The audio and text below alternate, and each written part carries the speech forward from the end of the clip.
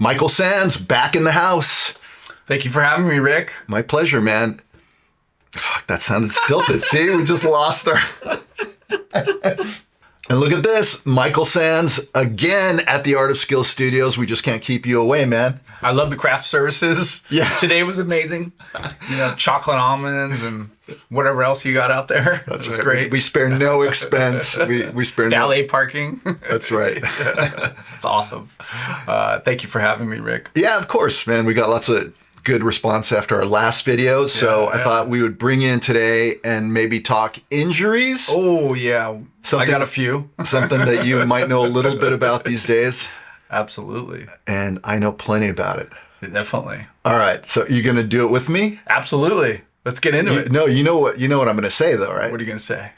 Let's talk about it. God, it's fucking cheesy. Cheesy as fuck.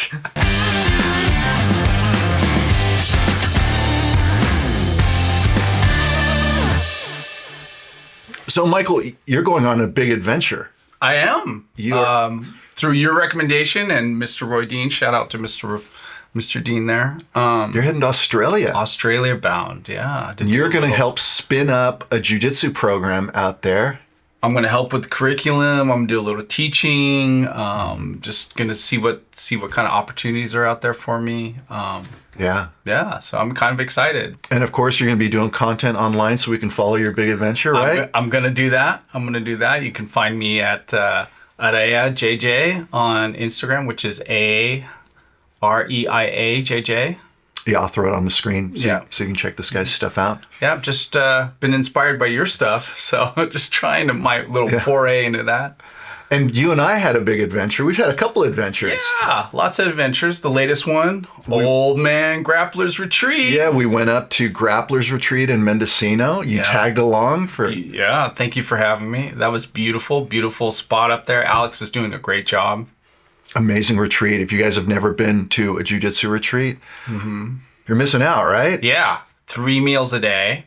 Jiu-jitsu twice a day, and then you get to chill. You get to chill, hit the hot tub. There's a hot tub, sauna. It was amazing. Yeah, really great. Great. You gonna show up to my next one? I think so. I think I'm gonna come up to. It's here in San Diego, right? Here in San Diego, Old Grappler Summit in October. Tell me a little bit about the venue. Like what? Oh, dude, incredible! I haven't seen it, so you've been up there. What's it like? It is stunning.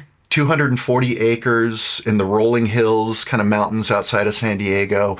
There's vineyards and an equestrian center. And I mean, it's gorgeous. Just a gorgeous compound, really high end, beautiful rooms. It's going to be cool. Roy Dean is going to be one of the instructors. Clark Gracie. Yeah, our buddy Clark. I'll be there. Miles Lucas will be there doing the magic stuff he does. So it's going to be amazing. OldGrapplerSummit.com if you want to check that out. Awesome. But let's talk injuries. Let's do it.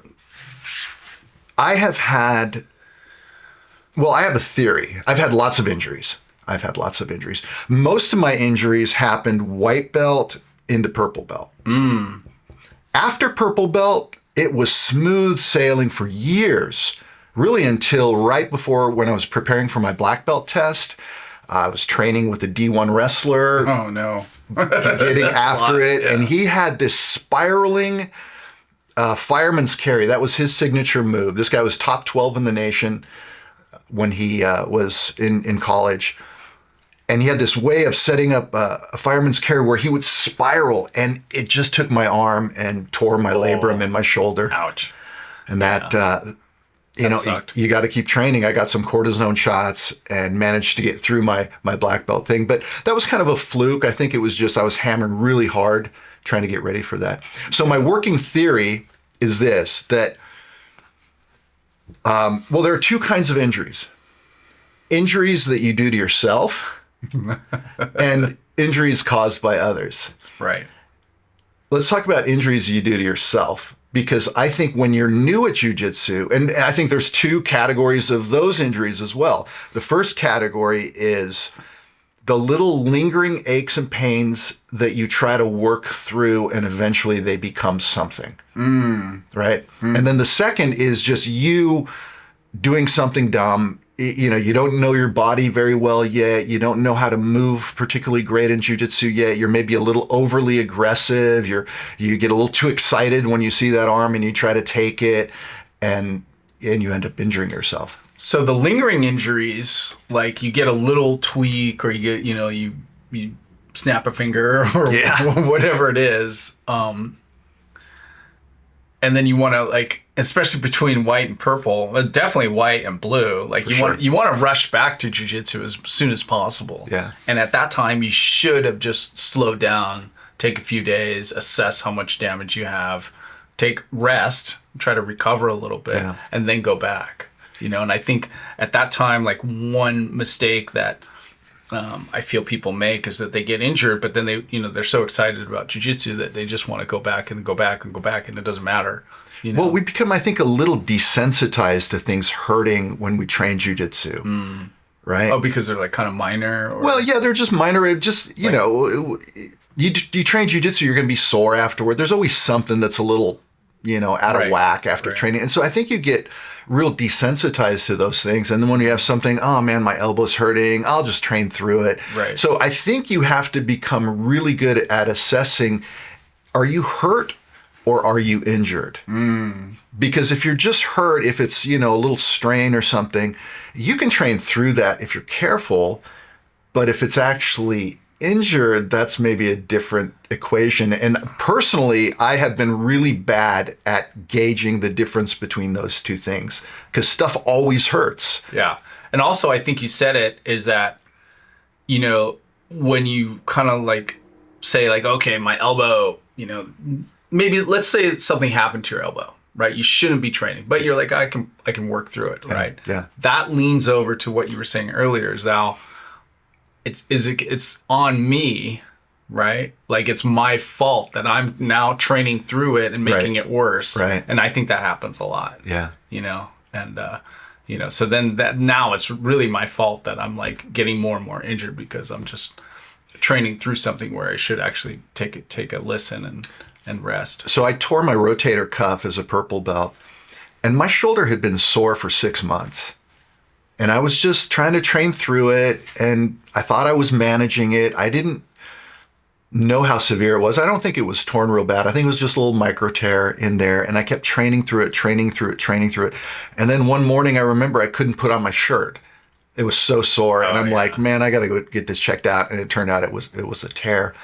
So that's tough. That's a tough one. I don't even know what to recommend to people. You need to assess, are you just hurt? Are you just injured? What is the risk to continue training? And sometimes taking 6 weeks off on the front end might save you a year of suffering through surgery, or, I think you're right. I think maybe working with, like a good like PT person, or like somebody that, especially at our age, somebody that could like assess the total mobility, the total damage, might help a little bit.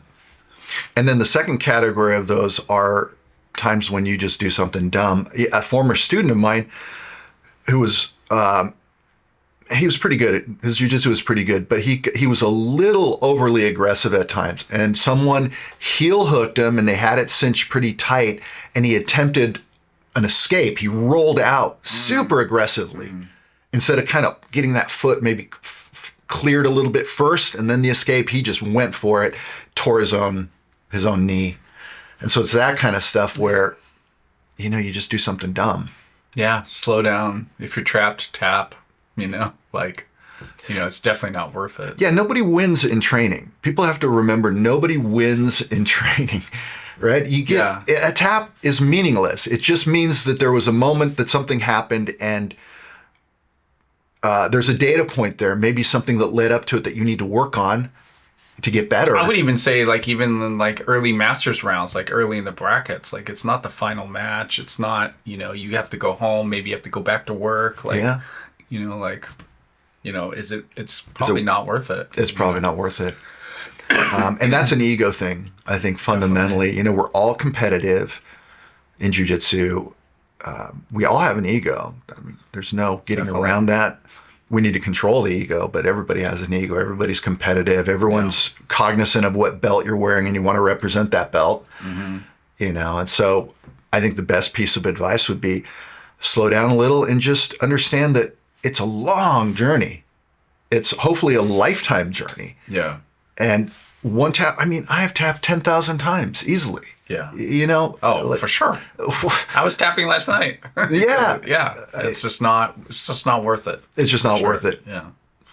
Definitely. And so, and then the second category, someone that injures you by being overly aggressive. Yeah. And my theory is that with skill comes the ability to keep yourself safer. Absolutely. When you're a white belt, your arms are way out of position. You're maybe twisting and putting strain on your back. You're doing things that maybe you shouldn't do, but you don't always recognize when you're really in danger and you let things go all the way to the end. Like I've popped elbows before and it's just, the arm is at the end of the range and I'm not going to tap to that. And you're squirming and trying to wait. Man, that, as Kurt Osiander used to say, you screwed up a long time ago, right? If you're here. Different words. Yeah, with an F. Yeah. But you're right. Absolutely. I think fundamentally though, I've told us to all the students, it's just fundamentally you're responsible for your safety, not your training partner, at the end of the day. Right. And yeah, you did screw up, tap a little early, please. Tap early. It's tap fine. early. It's hard. It's absolutely fine. And nobody heeds that advice. When I was a white belt, you couldn't tell me to tap early. When I was a blue belt, I was way too competitive. But hopefully with a little age comes a little wisdom. I've gotten way more conservative with my body as I'm getting older. Definitely. I assume you have too. Absolutely. A big, huge common injury, a huge common wear and tear is the back. Yeah. Right. The back, my back, last few years is getting pissed off at me. I have a little, between L5 and L4, there's a little pushing on maybe, I think on the nerves or just the way that, with my pelvic tilt, everybody has their own issues, but, stuff starts to degenerate. And, I wake up, sometimes it's just pissed off and it's sore. And, I've been doing the foundation series with Dr. Goodman and Jesse Salvis. Yeah, highly recommended. If you have back issues, start with foundation training. It's a 10-minute program. Just search on YouTube, foundation training, 10-minute routine. There's the original one he did 10 years ago. I actually like that one a little better than the newer one. Yeah, but they're both very similar. Isometric training. Isometric holding. And then stretching out the back. That's been great. I've had back issues all my journey. Starting when I was a guitar player in my 20s, because I had a heavy guitar on my shoulder and I would look down and to the left. And so it created this pivot point on my back that started degenerating.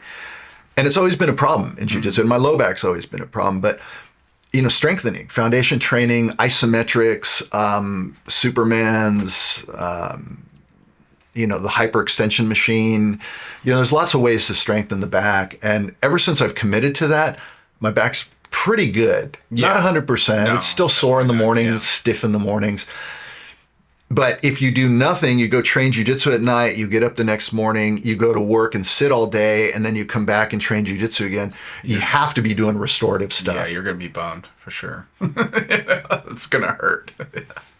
And that was me. I've always loved jiu-jitsu and I hated going to the gym. It bored me. And I wish now I had a little more wisdom early in my journey to focus not just on the stuff we're doing in jiu-jitsu, but the stuff that puts us back together after jiu-jitsu, right? We sit at a desk, we're kyphotic, rounded shoulders. You're in jiu-jitsu, you're like this. You got to work the opposing directions. Yeah, I'm learning now through strength and conditioning. It's I got to condition and strengthen all my weak points. Yeah. In order to, to catch up with the rest of the little areas that are strong. You might have a really broad chest and you're strong right here, but your back is weak, or your knees are weak. Or you're weak at your end ranges. Exactly. A lot of times it's those end range weaknesses that, that's where the injury. Yeah, definitely. So, it's always up to you to take care of yourself for sure.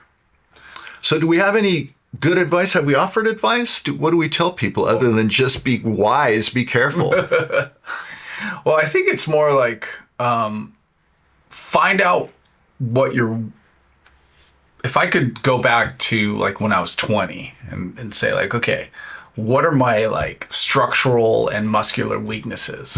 That's what I would like sort of like look into, because that makes your overall conditioning stronger. And how would you tackle those? Through strength training or through like yoga or through what? I would go talk to like good strength and conditioning coaches, that work with like, I mean, if you can get a professional athlete one, yeah, but just work with somebody that's really knows what they're doing. And that's not a bad idea. I mean, there's a lot of great strength and conditioning coaches out there now. Yeah, absolutely. And they're easier to find. Like, just go have an assessment. Be like, okay, what's my shoulder range of motion?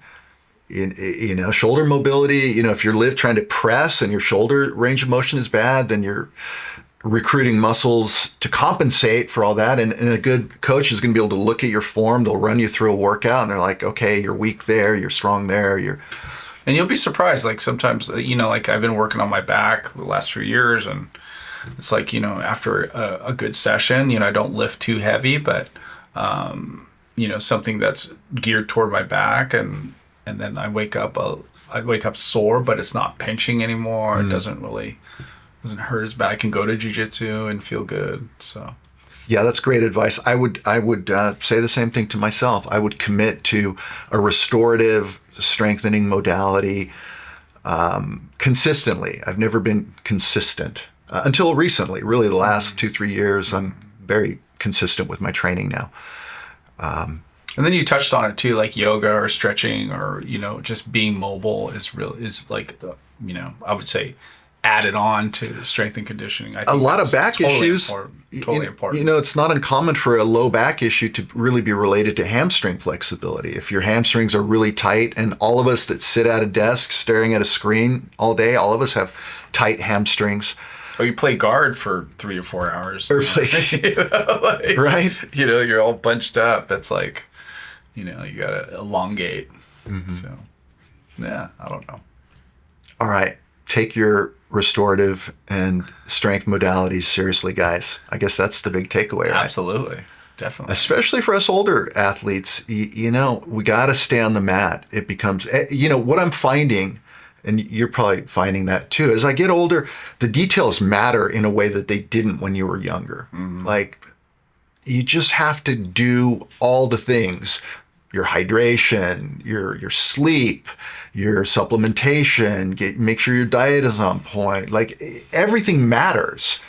For sure. I think one thing that is really important is that if you're tired and you go to jiu-jitsu, and especially if you're older, it's like you can't go 100%. Yeah. Because if you're exhausted, you're going to get hurt.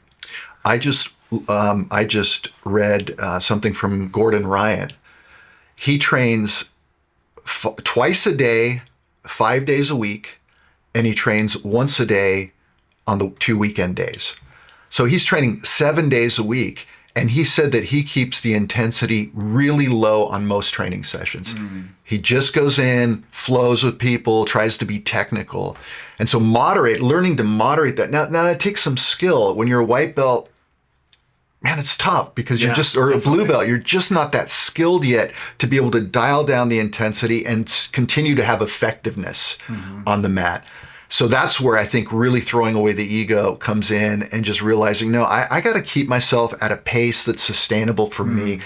Not every training session has to be great. Absolutely. And I would add to, like, at the home academy, wherever you are, your main academy that you train at, you get to, it becomes your family. So you get to understand everybody there. Yeah. And then, so like maybe one night you're not going to go with the most, dominant, tough people, the mat regulators or whatever you want to call them. Yeah. Maybe you'll go with like some people that you can just kind of train with, maybe you can flow with because what's going on with you, that, oh, I can trust this person. I can just roll with them. And being proactive. So sometimes the round ends and you got to find someone right away. Like, hey, let's roll. You call out somebody that they're going to give you the experience that you're looking for, versus you get done rolling and then everyone's partnering up and you're kind of looking around the room and you don't have anyone yet. And now you have to accept that you're going to be with that spazzy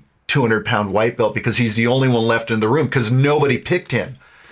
But also, like, you know, that goes along with like protecting yourself, and it's okay to say no. Yeah. You know, I know that's kind of controversial in training or as a black belt or whatever, but man, if I'm injured or semi-injured and, you know, there's like a 240-pound ape, you know, like I'm not going to go with that guy. I don't care what, you know, like I'm not going to go home hurt. Yeah. So, you know, I think that's important too.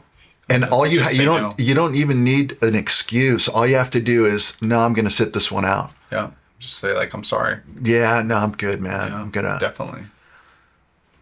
Okay. All right, man. Did we cover it? I think so. I think that was pretty good. All right. Have you guys had injuries? I'm sure you have.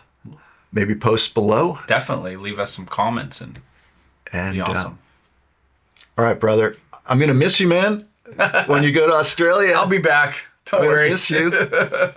So definitely make content, man. I want to live vicariously through you. Absolutely. Well, maybe, you know, we'll see. Maybe there could be an old man summit out Old there. Grappler Summit Australia. Yeah. Sounds pretty good to me. Down under. Old man grapplers. Down under. All right, guys. We will see you next time. Thank you. Take care.